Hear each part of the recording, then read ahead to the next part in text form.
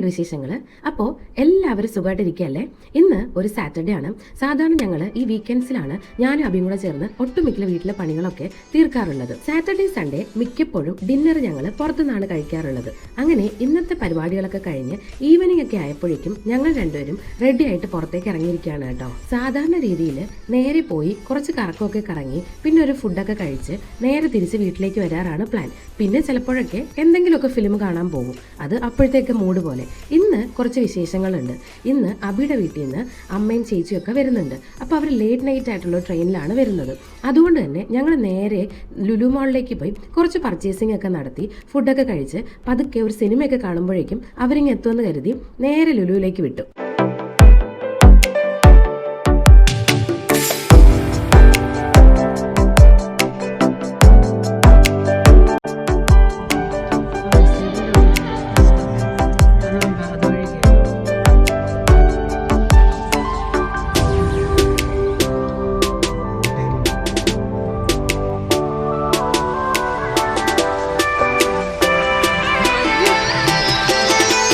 ഞങ്ങൾക്ക് രണ്ടുപേർക്കും കാറിൽ കയറി കഴിഞ്ഞാൽ എന്തെങ്കിലുമൊക്കെ ഒരു ടോപ്പിക് ഉണ്ടാവും സംസാരിക്കാനായിട്ട്. ഇന്നത് ലുലുവിലെ പാർക്കിങ്ങിനെ കുറിച്ചായിരുന്നു. ശരിക്കും പറഞ്ഞാൽ ലുലുവിലേക്ക് വന്നിട്ട് കുറേ നാളുകളായി.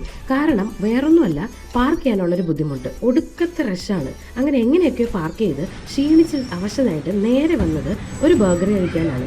ബർഗർ എന്ന് വെച്ചാൽ എനിക്ക് ജീവനാണ്. എനിക്ക് ഏറ്റവും ഇഷ്ടപ്പെട്ട ഫുഡിൽ ഒന്നാണ് ബർഗറും. അങ്ങനെ വലിച്ചു വാരി തിന്നുകൊണ്ടിരിക്കുന്ന എന്നെയാണ് നിങ്ങളിപ്പോൾ കണ്ടുകൊണ്ടിരിക്കുന്നത്.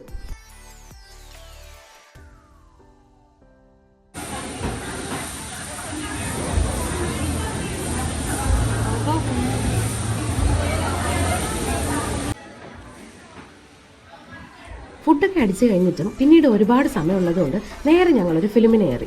അങ്ങനെ ഫിലിമൊക്കെ കഴിഞ്ഞ് നേരെ പോയി അവരെയും പിക്ക് ചെയ്ത് ഫ്ലാറ്റിലേക്ക് വന്നു. എല്ലായ്പ്പോഴും അമ്മ വരുമ്പോൾ ഒരു ബാഗ് നിറയെ സാധനങ്ങളായിട്ടാണ് കേട്ടോ വരിക. അതിൽ മിക്കതും തിന്നാനുള്ളതായി. കൊണ്ടുവന്ന സാധനങ്ങളൊക്കെ ആവശ്യത്തിന് എടുത്ത് ഉപയോഗിച്ചതിന് ശേഷം ബാക്കിയൊക്കെ അമ്മ തന്നെ ഫ്രിഡ്ജിൽ വെക്കും. ചേച്ചി അപ്പോഴേക്കും രാത്രിത്തേക്കുള്ളത് മാത്രം ചൂടാക്കി സെപ്പറേറ്റ് ചെയ്ത് വെച്ചു.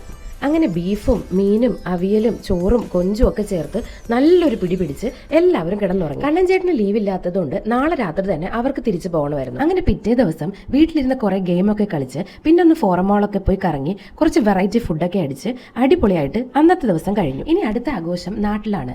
നാട്ടില് ഞങ്ങളുടെ അമ്പലത്തിലെ ഉത്സവമാണ്. അപ്പൊ അതുകൊണ്ട് തന്നെ ഞങ്ങൾ എല്ലാവരും കൂടെ ചേർന്ന് ഒരുമിച്ച് തിരിച്ച് നാട്ടിലേക്ക് പോയി.